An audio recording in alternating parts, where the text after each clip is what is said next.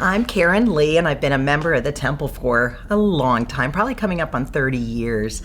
I want to just share a little bit about my history of coming to the temple.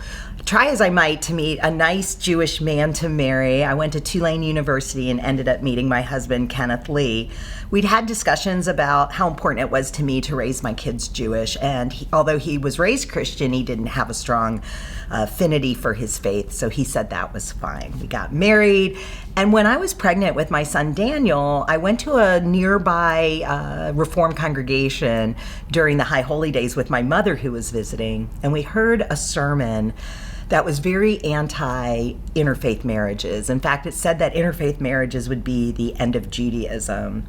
And I cried, and we left after the sermon was over, and I guess I was sort of turned off at that point about my faith for a brief period of time. Had my son, he went to a secular preschool. One day when he was about 3 years old, he came home and we're sitting down for dinner, and he says, "Hey, guess what I learned today in preschool?" And he went like this, and he goes, "God is great, God is good, now I thank you for my food." And I had a mild internal meltdown as I realized that it was time to join a temple.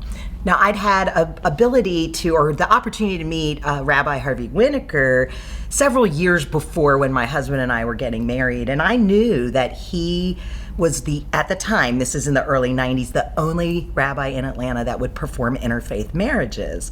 Now, we were already married, but I thought, you know what, that's the temple I want to join. So when my son was 3, we joined Temple Kehillat Chaim. And it was a wonderful family experience for us. My kids went through Sunday school from, I think, kindergarten on. Both of my kids had their B'nai Mitzvahs, and they were the highlights of my parenting career so far.